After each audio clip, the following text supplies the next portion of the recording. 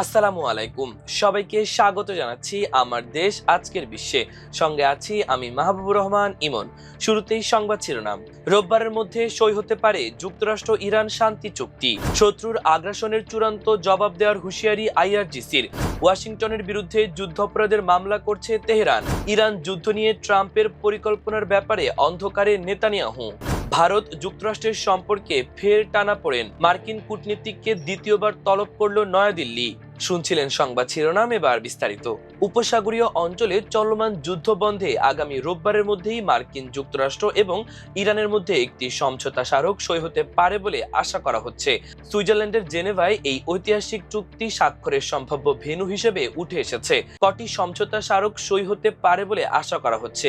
একটি পশ্চিমা কূটনৈতিক সূত্রের বরাতে বার্তা সংস্থা রয়টার্স এই তথ্য নিশ্চিত করেছে। চুক্তির খসড়াটি চূড়ান্ত করার কাজ এখনো চলছে এবং এই চুক্তির মাধ্যমে লেবাননেও যুদ্ধবিরতি নিশ্চিত করতে হবে এমন দাবিতে এখনো অনড় রয়েছে ইরান। সবকিছু ঠিক থাকলে শনিবারের মধ্যে চুক্তির বয়ান চূড়ান্ত করার লক্ষ্য নেওয়া হয়েছে, যাতে মার্কিন ভাইস প্রেসিডেন্ট জেডি ভেন্স এবং ইরানের সংসদ স্পিকার মোহাম্মদ বাঘের গালিবাফ এতে স্বাক্ষর করতে পারেন।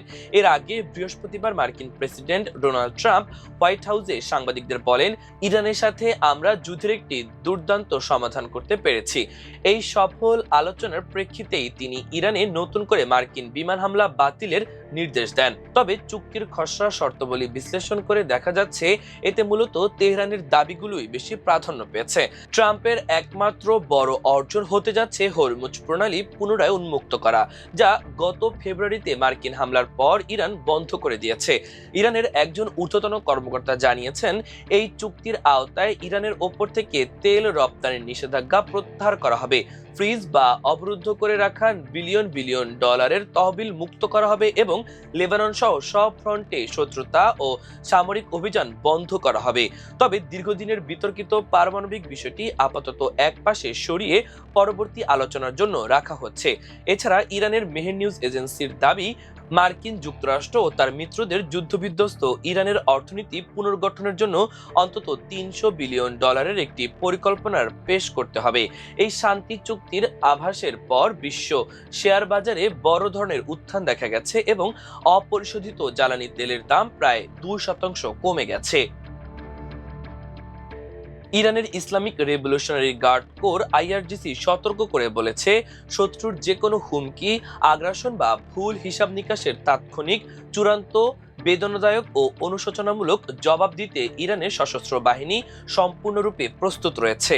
আইআরজিসির এক বিবৃতিতে বলা হয়, সেই সব শত্রুরা এই যুদ্ধ চাপিয়ে দিয়েছে যারা ইরানের প্রতিরোধ ক্ষমতাকে দুর্বল করতে, জাতির মনোবল ভেঙে দিতে, রাজনৈতিক ব্যবস্থাকে ক্ষুণ্ণ করতে এবং দেশকে বিভক্ত করতে চায়। এতে আরো বলা হয়, যুক্তরাষ্ট্র ইসরায়েল জোট ইরানের মর্যাদা, স্বাধীনতা ও অগ্রগতির পথে বাধা সৃষ্টি করতে একযোগে সামরিক নিরাপত্তা, গোয়েন্দা, গণমাধ্যম, অর্থনৈতিক এবং মনস্তাত্ত্বিক যুদ্ধের কৌশল প্রয়োগের চেষ্টা করেছিল, কিন্তু শেষ পর্যন্ত তাদের কৌশল ব্যর্থ হয়েছে। চাপিয়ে দেওয়া যুদ্ধের অভিজ্ঞতা থেকে শিক্ষা নিয়ে ইরান এখন আগের চেয়ে আরো বেশি শক্তিশালী, প্রস্তুত ও বৃহত্তর প্রতিরোধ সক্ষমতার সজ্জিত বলে উল্লেখ করেছে আইআরজিসি। বিবৃতিতে জোর দিয়ে বলা হয়, ইসলামী প্রজাতন্ত্র প্রতিপক্ষের গতিবিধি সম্পর্কে পূর্ণ অবগত আছে এবং যে কোনো হুমকি, আক্রমণ, আগ্রাসন বা শত্রুর ভুল হিসাব নিকাশের বিরুদ্ধে দৃঢ়ভাবে ও অবিলম্বে জবাব দিতে সর্বদা প্রস্তুত রয়েছে। এদিকে দক্ষিণাঞ্চলীয় হরমুজগান প্রদেশে হামলা চালিয়ে সুপেয় পানির দুটি সংরক্ষণাগার ধ্বংস করার অভিযোগে দেশীয় ও আন্তর্জাতিক বিচারক সংস্থার যুক্তরাষ্ট্রের বিরুদ্ধে মামলা করার ঘোষণা দিয়েছে ইরান। গত বুধবার ভোরে চালানো এই হামলায় সিরিকের পানি সরবরাহ পরিকাঠামো ধ্বংস হয়ে যায়। এর ফলে কুহেস্তাক শহর এবং বেমানি জেলার 10টি গ্রামের 20,000-এর বেশি বাসিন্দার জন্য পানি সরবরাহ বন্ধ হয়ে যায়। সেখানে স্থানীয় তাপমাত্রা ৪৫ ডিগ্রি সেলসিয়াসের বেশি। Hormozgan water and West water কোম্পানির ব্যবস্থাপনা পরিচালক আব্দুল হামিদ হামজপুর বৃহস্পতিবার বলেন, জলধারাগুলো ধ্বংস হয়ে যাওয়ায় এই অঞ্চলের পানি সরবরাহ নেটওয়ার্কের জন্য বড় সমস্যা তৈরি হয়েছে, কারণ এলাকার ভূগর্ভস্থ পানির ভান্ডার অপর্যাপ্ত এবং তা দিয়ে তাৎক্ষণিক ঘাটতি পূরণ করা সম্ভব নয়। ইরানের প্রেসিডেন্ট মাসুদ পেজিশকিয়ান মার্কিন হামলার তীব্র নিন্দা জানিয়ে বলেন, গুরুত্বপূর্ণ অবকাঠামোগুলো জনগণের জীবন প্রবাহ, পরিবহন ব্যবস্থা থেকে শুরু করে বিদ্যুৎ ও পানি শিল্প পর্যন্ত এগুলোকে লক্ষ্যবস্তু করার হুমকি শক্তির প্রদর্শন নয়, বরং একটি জাতির হতাশার লক্ষণ। হরমুজগান প্রাদেশিক বিচার বিভাগের প্রধান মোস্তফা কাহরামানি জানিয়েছেন, দেশীয় ও আন্তর্জাতিক উভয় বিচারিক সংস্থাতেই আইন ব্যবস্থা গ্রহণ করা হবে। ইরানে হামলার পরিকল্পনা আগেই জানিয়েছিলেন মার্কিন প্রেসিডেন্ট ডোনাল্ড ট্রাম্প, কিন্তু কয়েক ঘন্টার মধ্যেই সেই পরিকল্পিত হামলা বন্ধের নির্দেশ দেন। সেই সঙ্গে জানান, যুক্তরাষ্ট্র যুদ্ধের অবসানে একটি প্রাথমিক চুক্তির খুব কাছাকাছি পৌঁছে গেছে। ইরানের নেতারা একটি খসড়া চুক্তির অনুমোদন দিয়েছেন। ট্রাম্প হঠাৎ ইরানে পরিকল্পিত হামলা থামানোয় ইসরায়েলের প্রধানমন্ত্রী বেনিয়ামিন নেতানিয়াহু অবাক হয়েছেন বলে জানা গেছে। মার্কিন সংবাদ মাধ্যম এক্সিওসের এক প্রতিবেদনের মতে, সাম্প্রতিক দিনগুলোতে যুক্তরাষ্ট্র ও ইরানের মধ্যকার আলোচনা সম্পর্কে নেতানিয়াহু কার্যত অন্ধকারে রাখা হয়েছে। সম্ভাব্য খসড়া চুক্তি সম্পর্কে তাকে কিছুই জানানো হয়নি। এ বিষয়ে তথ্য সংগ্রহের চেষ্টায় ট্রাম্প প্রশাসনের ঘনিষ্ঠ মিত্রদের ফোন করেছেন নেতানিয়াহু।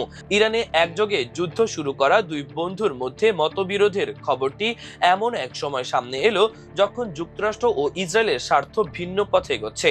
একদিকে ট্রাম্প নভেম্বরের মধ্যবর্তী নির্বাচনের আগে পেট্রোলের দাম নিয়ন্ত্রণে আনার ক্রমবর্ধমান চাপের মুখে সংঘাতের নিষ্পত্তি করতে চাইছে, অন্যদিকে নেতানিয়াহু, যিনি চলতি বছর নির্বাচনের মুখোমুখি হচ্ছেন, তিনি যুদ্ধ শুরুর সময় নির্ধারিত লক্ষ্যগুলো অর্জনের জন্য চাপের মধ্যে রয়েছেন। ওমানের উপকূলে বাণিজ্যিক জাহাজে মার্কিন সামরিক হামলার প্রতিবাদে ভারত শুক্রবার দিল্লিতে নিযুক্ত মার্কিন উপ মিশন প্রধানকে তলব করেছে বলে একটি ভারতীয় সূত্র জানিয়েছে। গত 3 দিনে এই নিয়ে দ্বিতীয়বার নয়াদিল্লি তার অসন্তোষ প্রকাশ করল। গত বুধবার ওমানের উপকূলে সেত্তেবেলো ট্যাঙ্কারে মার্কিন হামলায় 3 জন ভারতীয় নাবিক নিহত হন এবং বৃহস্পতিবার জলবীর নামের আরেকটি জাহাজে হামলার পর 21 জন নাবিককে উদ্ধার করা হয়। নিহত 3 জন নাবিক হলেন deck cadet Aditya Sharma, engine fitter Shivananda Chaurasia এবং ইঞ্জিনিয়ার পাটনালা সুরেশ। জাহাজ থেকে মোট 21 জন ভারতীয় নাবিককে উদ্ধার করা হয়েছে। ট্যাঙ্কারটিতে যুক্তরাষ্ট্রের প্রিসিশন মুনিশন দিয়ে হামলা চালানো হয়। যুক্তরাষ্ট্রের সেন্ট্রাল কমান্ড জানায়, জাহাজটি ইরান থেকে তেল পরিবহনের চেষ্টা করে চলমান অবরোধ লঙ্ঘন করেছিল। তাদের দাবি, পালাও পতাকাবাহী এই ট্যাঙ্কারটি ওমান উপসাগরে অতিক্রম করার সময় নির্দেশনা না মানায় জাহাজের ইঞ্জিন কক্ষে বিমান হামলা চালানো হয়। সামাজিক যোগাযোগ মাধ্যম এক্সে তারা হামলার ভিডিওটি প্রকাশ করেছে। প্রিয় দর্শক, আমাদের আজকের বিশ্বের আয়োজন এ পর্যন্তই। সবাই ভালো থাকুন, সুস্থ থাকুন, আমার দেশের সঙ্গেই থাকুন। এতক্ষণ সঙ্গে থাকার জন্য অসংখ্য ধন্যবাদ। আল্লাহ হাফেজ।